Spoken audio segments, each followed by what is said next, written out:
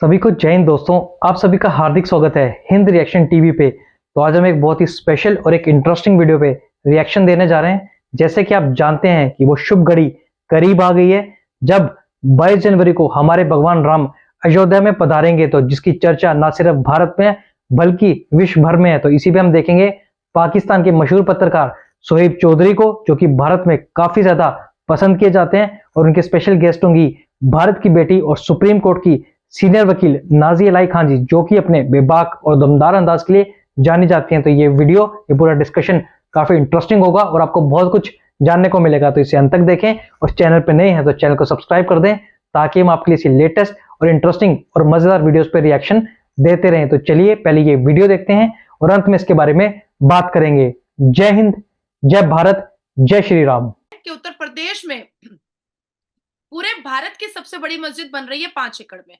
और सिर्फ मस्जिद नहीं है जिसका नाम मोहम्मद बिन अब्दुल्ला है। तो सिर्फ मस्जिद नहीं बन रही है, साथ में नर्सिंग सेंटर है, साथ में लाइब्रेरी है, साथ में यूनिवर्सिटी है, साथ में कॉलेज है, साथ में स्कूल है। तो ये सारी चीजों को मिलाकर के 5 एकड़ में मस्जिद बन रही है। सुप्रीम कोर्ट ने 2019 में मस्जिद को जगह दी है 20 किलोमीटर आगे। वो जगह दी है 5 एकड़। हमारे राम लल्ला की जो जगह है वो 2.77 एकड़ ही है। ये बात याद रखने वाली है, और खास करके पाकिस्तानियों को याद रखने वाली है। लश्कर तैयबा का हेड ये बात बोल रहा है। मतलब शर्म आनी चाहिए वहां के पाकिस्तान के युवाओं को। शर्म आनी चाहिए कि आपके यहाँ का पॉलिटिशियन कौन है? लश्कर तैयबा का, जिसको यूएन ने ठप्पा लगाया है कि ये टेररिस्ट है, और सिर्फ भारत का नहीं है, ये पूरी दुनिया का टेररिस्ट है। और यहाँ पे जिसके ऊपर 10 मिलियन रुपया जो है वो बाउंड्री रखा है। और किसने रखा है? क्योंकि भारत में जो फैसिलिटीज, जो लिबरल माहौल, जो खुलापन, जो एक इंडिपेंडेंट मिलता है, वो तो सऊदी अरबिया में नहीं मिलेगा। यहाँ पर जैसे आराम से मुसलमान बलात्कार कर लेता है और उसके बाद 10 साल की सजा खट करके बाहर आ जाता है बेल पर, और उसके बाद शादी का बिरयानी बांटता है, तो क्या सऊदी अरबिया में बलात्कार करने के बाद बाहर आ पाएगा? वहां तो औजार काट दिया जाएगा। यहाँ पर जैसे हिंदू सनातनी लड़कियों को ईव टेजिंग करता है, लव जिहाद करता है, तो वहां पर बर्दाश्त किया जाएगा सऊदी अरबिया में? वहां तो आंखें निकाल ली जाएंगी। अब और कितना इस्लामिक बनाइएगा भैया? निकाह मुत्ता आप कर रहे हैं, ऑर्गन ट्रैफिकिंग आपके यहाँ हो रहा है, आपके आपके यहाँ कन्वर्शन हो रहा है, आपके यहाँ बेटियां बेची जा रही हैं, खरीदी जा रही हैं, आपके यहाँ 4 शादियां होती हैं, आपके यहाँ हलाला होता है। और कैसा इस्लामिक स्टेट आपको चाहिए? कैसा जिन्होंने all India Muslim personal law board खोल कर रखा है, जमायतुल उलमाए हिंद खोल के रखा है, तो इनकी बाजार बंद हो जाएगी ना। अब सब आपस में मिल जाएंगे, सब काम धंधा करेंगे, सब पढ़े लिखे हो जाएंगे, तो इनकी तो बाजार बंद हो जाएगी, कोई जाहिल बचेगा ही नहीं मुसलमान। तो फिर इनके आगे पीछे हो करेगा कौन? इसीलिए। और NA 127 लाहौर से हाफिज सईद का बेटा फाइट कर रहा है। जी जी तो आप कैसे बोल रहे हैं कि हाफिज सईद बैन है? ये आपका ही है। दुनिया का सबसे बड़ा कुरान पाक। और ये चीज मैं देखने वालों के लिए क्लियर करता चलूं कि यूपी एक ऐसा एरिया है इंडिया का, एक ऐसी स्टेट है जिसके बारे में पाकिस्तान में ये मशहूर है कि वहां का जो सीएम है योगी जी, वो बहुत ही एंटी मुस्लिम है। वो आरएसएस को प्रमोट करता है, मुसलमानों पे जुल्म करता है। इसलिए इस टॉपिक को डिस्कस करना बहुत जरूरी है कि ये वही स्टेट है, ये वही सीएम है जो अब इंडिया की सबसे बड़ी मस्जिद बनाने जा रहे हैं वहां पे। ये वही सीएम है जो हिंदू मुस्लिम को इक्वेलिटी इस तरीके से दे रहे हैं कि एक साइड पे गिनीज बुक का वर्ल्ड रिकॉर्ड में नाम आ रहा है एक मजहबी प्लेस के हवाले से, और दूसरी साइड पे दुनिया की सबसे बड़ी कुरान पाक वहां पे मौजूद होगी। नादिया जी क्या कहना चाहेंगे? सबसे पहले तो मैं ये बताना चाहूंगी कि अगर कोई हिंदू है तो क्या वो अपने हिंदुत्व को प्रमोट नहीं करेगा? अगर कोई सनातन धर्म का है तो क्या वो अपने धर्म के बारे में नहीं बोलेगा, बात ही नहीं करेगा? क्यों नहीं करेगा भाई? जो मुसलमान है वो अपने धर्म के बारे में बात करते हैं ना, वो अपने मजहब के बारे में बात करते हैं ना, तबलीग करते हैं, दावत इस्लाम करते हैं। तो उसी तरीके से जो हिंदू है वो अपने सनातन धर्म के बारे में वो नहीं बात करेगा तो कौन बात करेगा? अजीब हाल है। अब रही बात कि आपने एक सवाल किया कि आपके पाकिस्तान में ये बात कही जाती है कि वो एंटी मुस्लिम है। नहीं, वो लफंगे मुसलमानों को और दंगई मुसलमानों को इंसान बनाने के लिए वो बहुत ज्यादा स्ट्रिक्ट है, और कानून की बात वो करते हैं। कानून को मानने के लिए वो पहले कहते हैं, जब नहीं मानता है, क्योंकि मुसलमान ऐसे भी कानून नहीं मानता है, तो कानून जब नहीं मानता है तो वो स्ट्रिक्ट एक्शन लेते हैं। अब जाहिर सी बात है कि जब हमारे घर में छोटा बच्चा होता है, एक बार डांट दो नहीं समझता है, दूसरी बार डांटो नहीं समझता है, तो थप्पड़ लगाना ही पड़ता है, क्या नहीं करो। तो यही वाली बात है। अब पत्थर मारेगा, बलात्कार करेगा, लड़कियों का दुपट्टा खींचेगा, लड़कियों को उठा करके ले जाएगा, जबरदस्ती कन्वर्शन करवाएगा, जबरदस्ती लव जिहाद करेगा, तो ऐसे में कानून को तो सख्त करना ही पड़ेगा ना। कानून को तो सख्त करना ही पड़ेगा। अब बात आती है कि उत्तर प्रदेश में पूरे भारत की सबसे बड़ी मस्जिद बन रही है 5 एकड़ में, और सिर्फ मस्जिद नहीं है जिसका नाम मोहम्मद बिन अब्दुल्ला है। तो सिर्फ मस्जिद नहीं बन रही है, साथ में नर्सिंग सेंटर है, साथ में लाइब्रेरी है, साथ में यूनिवर्सिटी है, साथ में कॉलेज है, साथ में स्कूल है। तो ये सारी चीजों को मिलाकर के 5 एकड़ में मस्जिद बन रही है वहां पर, जिसका नाम मोहम्मद बिन अब्दुल्ला है। और इस दुनिया का सबसे बड़ा कुरान पाक, कलाम पाक, अल कुरान 30 पारा वहां पर रखा जा रहा है। और जैसा कि मैंने बताया कि साथ साथ बहुत सारी यूनिवर्सिटी और पढ़ने लिखने का पूरी पूरी अरेंजमेंट भी हो रही है। और मैं आपको एक बात बताती चलूं, सबसे अच्छी बात मैं बताती चलूं कि ये मस्जिद बन रही है 5 एकड़ में, जबकि हमारे हमारे रामलला की जो मंदिर है वो 2.77 एकड़ में ही है। ये चीज शायद आप लोगों को नहीं पता होगा कि मस्जिद 5 एकड़ में बन रही है। जो सुप्रीम कोर्ट ने 2019 में मस्जिद को जगह दी है 20 किलोमीटर आगे, वो जगह दी है 5 एकड़। हमारे राम लल्ला की जो जगह है वो 2.77 एकड़ ही है। ये बात याद रखने वाली है, और खास करके पाकिस्तानियों को याद रखने वाली है। देखिए शोएब, ना ही हमारे भारत में कभी भी मस्जिदों को बम से उड़ाया गया है, ना ही हमारे भारत में कभी मस्जिदों को डिमोलिश किया गया है, ना ही हमारे भारत में नमाज पढ़ते वक्त किसी के ऊपर बमबारी या गोलीबारी की गई है, कभी ऐसा नहीं हुआ है। हाँ, जब भी शोभा यात्रा निकला है तो पत्थरबाजी मुसलमानों ने की है। जब भी रामनवमी में राम भक्तों का यात्रा निकला है तो मुसलमानों ने पत्थरबाजी की है। लेकिन आज जुमा के दिन की नमाज होती है, कोई पत्थरबाजी नहीं होती है। ईद की नमाज होती है, कोई पत्थरबाजी नहीं होती है। बकरीद की नमाज होती है, कोई पत्थरबाजी नहीं होती है। लैलतुल कद्र में पूरी रात यहाँ पर नमाज होती है, कोई पत्थरबाजी नहीं होती। लेकिन जैसे ही शोभा यात्रा निकलता है वैसे ही मुसलमान पत्थर चलाने लगते हैं। तो यहाँ पर देखिए, एक तरफ आप सोचिए कि ये भारत के 82.7% सनातनियों के लिए बहुत बड़ा इम्तिहान है कि इस हिंदू राष्ट्र में, भारत में 82.7% सनातनियों के होने के बावजूद भी इन्होंने 2 डेकेड लड़ाई लड़ी राम अयोध्या की जगह को वापस लेने के लिए। 2 डेकेड लड़ाई लड़ी और शांति से। नारे तकबीर का नारा मुसलमान लगा रहे थे, उद्दमबाजी मुसलमान कर रहे थे, उछल कूद मुसलमान कर रहे थे, पर सनातनी नहीं कर रहे थे। लाठी लाठी चलाना मुसलमान कर रहे थे, भाला चलाना मुसलमान कर रहे थे। 1992 से मुसलमानों ने भगदड़ मचा के रखा था, लेकिन सनातनी जो है वो कंटिन्यूअसली सिर्फ और सिर्फ कानून पर भरोसा कर रहे थे। और मैं आपको एक और बात बता देना चाहती हूँ कि आजादी से पहले ही ये डिस्प्यूट स्टार्ट हो गया था। 1858 में और 1885 में ही इसका सबसे पहला केस जो है वो ब्रिटिश के कानून में ही, ब्रिटिश के कोर्ट में ही ये दायर हो चुका था। तो भाई, जिस भी मुसलमानों को ये प्रॉब्लम थी वो आजादी के वक्त जा सकते थे पाकिस्तान के, भाई यहाँ पर तो राम अयोध्या विराजमान होंगे, राम अयोध्या की यहाँ पर मंदिर बनेगी, क्योंकि डिस्प्यूट तो आजादी से पहले की थी। मैं आपको एक चीज और बता देती हूँ कि the legal fight began in 1885 को। ये हुआ था फैजाबाद कोर्ट में, पहला जो केस फाइल हुआ था 1885 में, सीरियल नंबर 61 और केस नंबर 280। मैंने आपको केस भी बता दिया, वो भी 1885 का। तो जिसको भी दिक्कत थी वो आसानी से पाकिस्तान का रास्ता मोड़ सकता था। और आज भी अगर किसी को दिक्कत है, अगर जोड़ा अवैसी के साथ साथ और भी मुसलमानों को लगता है या पाकिस्तानियों को भी लगता है कि नहीं है भाई, भारत में मुसलमानों को बहुत तकलीफ दी जा रही है, तो भाई आप लोग वीजा भेजिए, हम लोग भेज देंगे। आप लोग वीजा भेजिए, बल्क से भेजिए, हम भेजने को तैयार है। मैं नाजिया इलाही खान ये जिम्मेदारी उठा रही हूँ कि पाकिस्तान से जैसे जैसे वीजा आएगा वैसे वैसे मैं अटारी बॉर्डर जाकर के छोड़ूंगी। मैं अल्लाह की कसम खा के कह रही हूँ कि मैं छोड़ूंगी जाकर के। अगर पाकिस्तान के लोगों को लगता है कि भारत में मुसलमान सफोकेटेड हो रहा है, भारत में मुसलमानों पर अत्याचार हो रहा है, भारत में मुसलमान नमाज नहीं पढ़ पा रहे हैं, भारत में मुसलमानों को बहुत तकलीफ दी जा रही है, रोजा नहीं रख पा रहे हैं, बकरीद नहीं मना पा रहे, ईद नहीं मना पा रहे, तो जितने पाकिस्तानी अवाम हैं उनसे मेरी हाथ जोड़ करके गुजारिश है कि ऐसे मुसलमान जिनके बारे में आपको पता चल रहा है किसी तरीके से कि वो बहुत मजबूर है यहाँ पर, उनको आप लोग बुला लीजिए।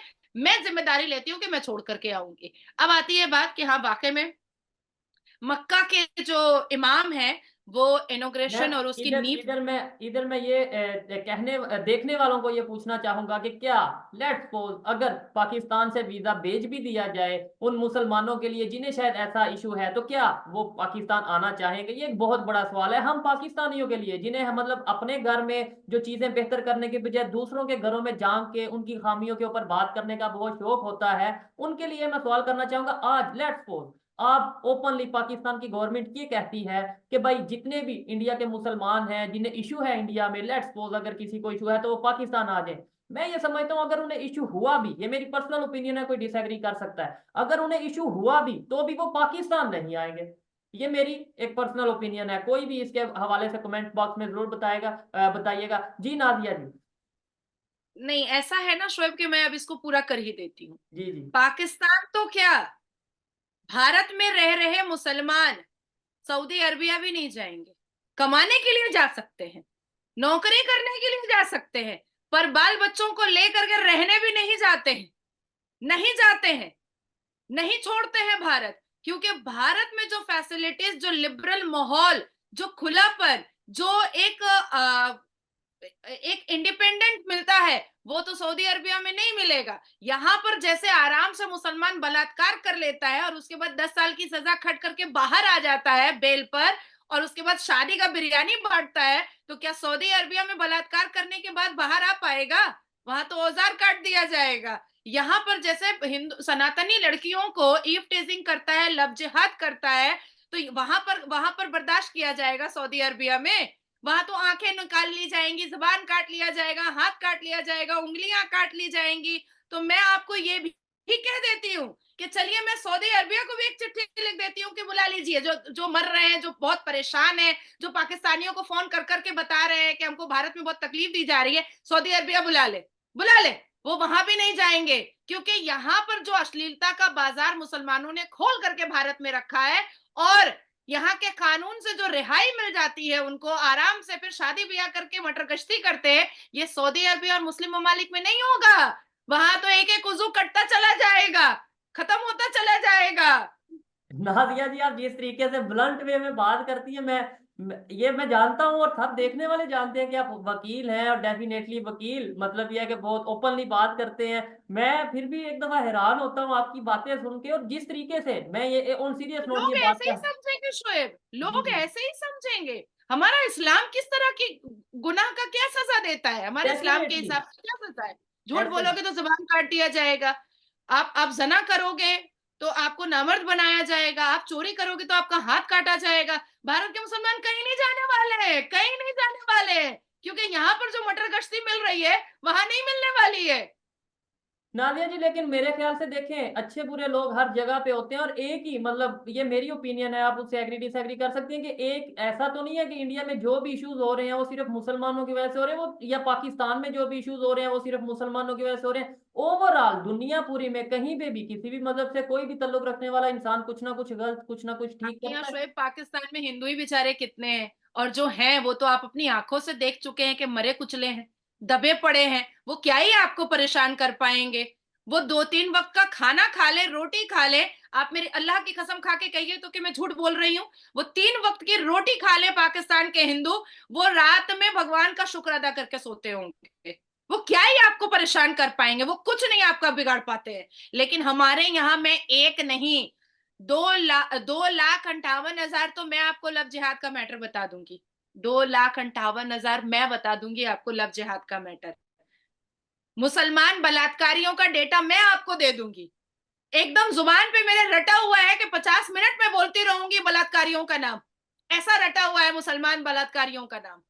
तो यहाँ पर परेशान करते हैं, लेकिन मैं फिर भी कहूंगी कि जितने ज्यादा अश्लीलता का बाजार और क्रिमिनल आतंकी और दंगई एक्टिविटी सुन्नी मुसलमानों ने किया है, बोरी मुसलमान ने नहीं किया है, शिया मुसलमान ने नहीं किया है, बिल्कुल नहीं किया है।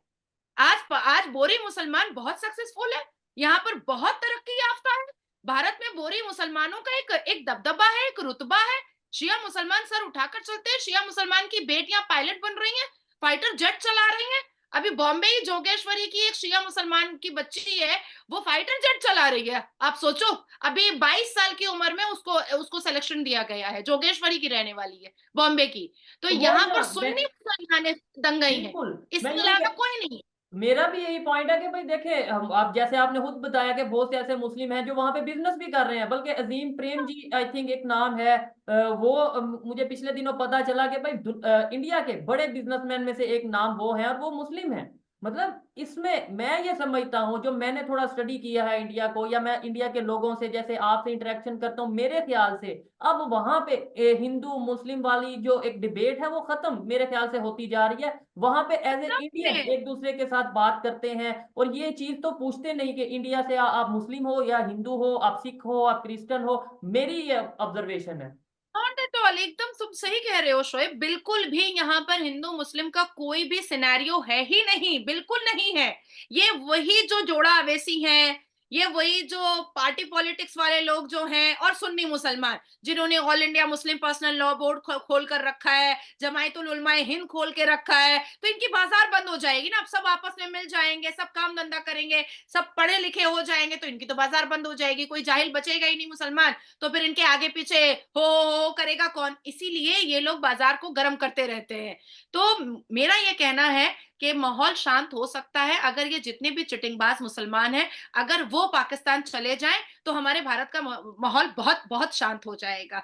अब बात आती है कि हमारे राम मंदिर के लिए भी जो है, अयोध्या में एक लहसुन बेचने वाले एक सेलर ने दुनिया की सबसे खूबसूरत घड़ी बनाई है, वर्ल्ड क्लॉक घड़ी बनाई है, जिसमें 9 देशों का टाइम और दिन एक साथ दिखाई देगा। और उन्होंने जो केयर टेकर हैं राम मंदिर अयोध्या के, उनके हवाले भी कर दिया है। अब बात आती है कि एक बहुत छोटे से गरीब आदमी ने 108 फीट की अगरबत्ती बनाई है, 108 फीट की अगरबत्ती बनाई है, जो अभी कंप्लीट नहीं हुआ है, लेकिन आने वाले 10 दिन में कंप्लीट होने वाला है। और जिसकी पहली पिक्चर आ भी चुकी है, हमारे हाथ में है 108 फीट की अगरबत्ती। और कहा गया है कि इसकी इसकी सुगंध ऐसी होगी कि ये जब जलेगा तो पूरा अयोध्या इस सुगंध से भर जाएगा, ऐसी सुगंध है इसकी। तो हर कोई अपने अपने तरीके से भगवान राम के आने के लिए अपने अपने तरीके से काम कर रहा है। पर वहीं पर जितने मजदूर वहां पर काम कर रहे हैं, वो कह रहे हैं कि हमारे परिवार तो कह रहे हैं कि आपने तो हमारा 7 जन्म जो है वो सफल कर दिया है, क्योंकि आप राम मंदिर बना रहे हैं। इतनी सारी चीजें, इतनी खूबसूरती हो रही है शोएब, कि मैं तुमको लफ्जों से बयान नहीं कर सकती हूँ, लफ्ज नहीं है मेरे पास। अब वहीं पर है शफीकुर रहमान बर्क, उन्होंने कहा है 22 जनवरी को, जिस दिन राम मंदिर का इनॉग्रेशन होगा, उस दिन मैं मुसल्ला जनमाज बिछा करके अल्लाह से दुआ करूंगा कि मुसलमानों की तादाद बढ़े और हम राम मंदिर को तोड़ करके वहां पर फिर से बाबरी मस्जिद बनाए। हम नहीं मानते हैं सुप्रीम कोर्ट का फैसला, वो कोई कुछ फैसला वैसला नहीं होती, ये उनका स्टेटमेंट है, ये मैं अपने मुंह से नहीं बोल रही, ये उनका स्टेटमेंट। उन्होंने साफ लफ्जों में कहा है कि मैं नहीं मानता सुप्रीम कोर्ट वोट का फैसला, वो सब कुछ नहीं है, हमारे एक्सपेक्टेशन के खिलाफ जाकर के सुप्रीम कोर्ट ने फैसला दिया है। तो भाई आपने 14 वकील सोनिया गांधी जी ने खड़ा किया था, कांग्रेस की सरकार ने, राम मंदिर के विरोध में कि राम मंदिर ना बने। उसके बाद फिर 201 वकील एंटायरली खड़े हुए थे कि राम मंदिर ना बने। तकरीबन 2000-3000 से ऊपर सप्लीमेंट्री पिटिशन दिया गया था, और हर पिटिशन को कोर्ट ने सुना था, लेकिन फिर भी ये हार गए, क्योंकि जितने भी वेद और ग्रंथ थे, और जितने भी दस्तावेज थे, जितने भी डॉक्यूमेंट्स थे, और जितने भी आर्कियोलॉजिकल सर्वे रिपोर्ट आई, उस हिसाब से वो रामलला का ही स्थान था, वो जगह थी। और मुसलमान पक्ष पूरा का पूरा कंप्लीट हार गया था, हर एक हेयरिंग में हार रहा था, और जजमेंट जो है वो राम भगवान के पक्ष में गई, और वहां पर राम मंदिर बना। इसके इसके बावजूद भी सर्वोच्च न्यायपालिका, हमारे भारत के honourable supreme court of India ने 5 एकड़ जमीन 20 किलोमीटर की दूरी पर दिया। और देखिए कि केंद्र की सरकार भी पैसा दे रही है, राज्य की सरकार भी पैसा दे रही है उस मस्जिद के लिए, जो मस्जिद ताजमहल से भी ज्यादा खूबसूरत है।